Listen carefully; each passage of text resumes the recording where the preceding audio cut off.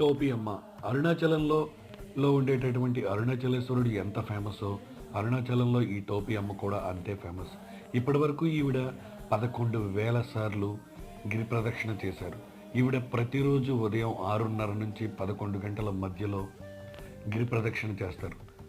అలాగే అసలు ఈ టోపీ అమ్మ ఎవరు, ఈ టోపీ అమ్మ ఎక్కడి నుంచి ఎక్కడికి వచ్చారు, ఇలాంటి ఫుల్ వీడియో అయితే కనుక మన ఛానల్లో ఉంది.